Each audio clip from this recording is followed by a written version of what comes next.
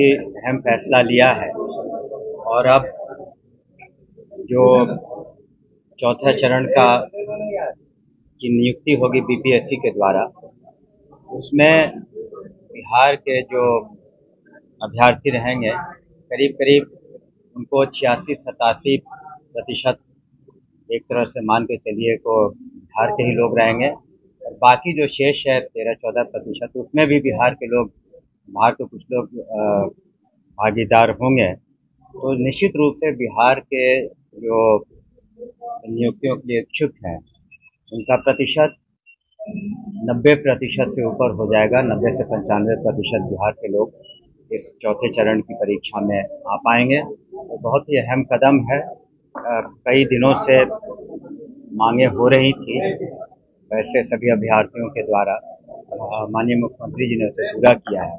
और साथ ही साथ आपको बताना चाहेंगे कि शिक्षा विभाग की पहल पर और माननीय मुख्यमंत्री ने कल कैबिनेट में मंजूरी दी, जो हमारे रसोइया बहनें हैं जिनकी संख्या करीब 2,18,000 है, उनका भी मानदेय अब 1650 से बढ़ा करके 3300 रुपये कर दिए गए हैं प्रति माह।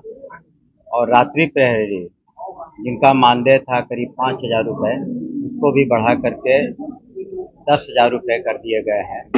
और इसके अतिरिक्त जो शिक्षक थे, जो शारीरिक अनुदेशक फिजिकल इंस्ट्रक्टर्स जो थे, उनका जो मानदेय था 8,000 रुपये प्रति माह, उसको बढ़ा करके 16,000 रुपये प्रति माह कर दिया गया है। तो उन लोगों में बहुत खुशी की लहर है। और आज हमसे बात भी हुई थी, सभी रसोइया बहनें आज पटना आई हुई हैं काफ़ी संख्या में माननीय मुख्यमंत्री जी को प्रति अपना आभार व्यक्त करने के लिए।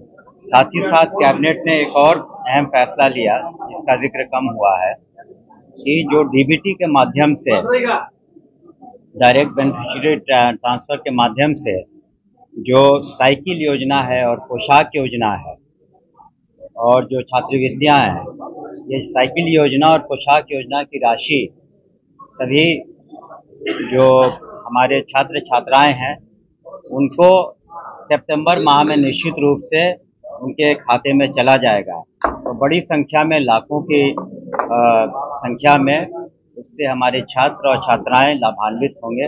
ये भी निर्णय कल ले लिया गया कैबिनेट। मंत्री जी, कल बहुत बड़ा आंदोलन है। एसटीईटी अभ्यर्थी जो है वो चाहते हैं कि यानी 4 से पहले एसटीईटी, लेकिन ट्वीट में लिखा हुआ है कि यानी 5 से एसटीईटी। जी हाँ, तो कुछ देखिए, जब कोई फैसले लिए जाते हैं तो पूरे हित में, सभी के हित में लिए जाते हैं। उन फैसलों से कुछ लोग हो सकता है कि उससे वो सहमत न हो, लेकिन जो जनहित में, व्यापक जनहित में फैसले हैं वही लिए जाते हैं विभाग के द्वारा, सरकार के द्वारा।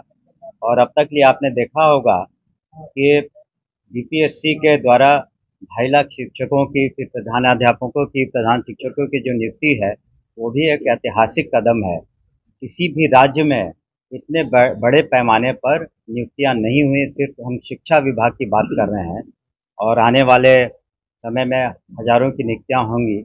और कुल मिलाकर सारी ये सरकारी नियुक्तियां अब तक ये 9.5 लाख से ज़्यादा हो चुकी हैं। तो व्यापक जो निर्णय लिए गए हैं जनहित में, उससे जनता खुश है।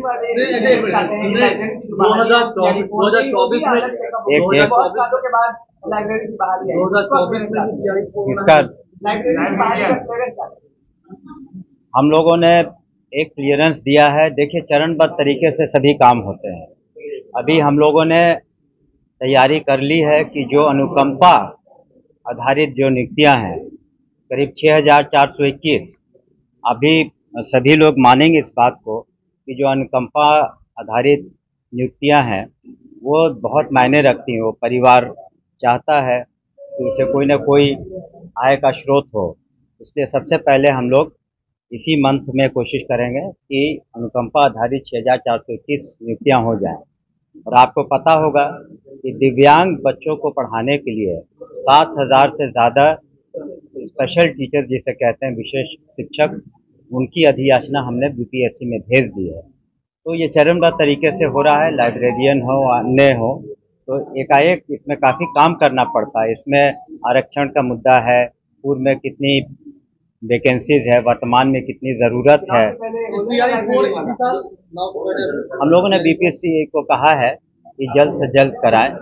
तो अब ये बीपीएससी पर निर्भर करता है, लेकिन हम लोग अधियाचना शीघ्र भेजेंगे।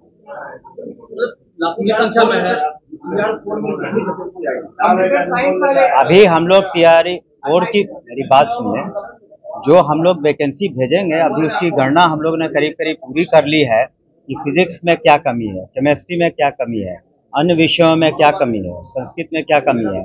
उसी के आधार पर हम लोग अपनी अधियाचना जो हजारों में होगा तो उसको हम लोग भेजेंगे।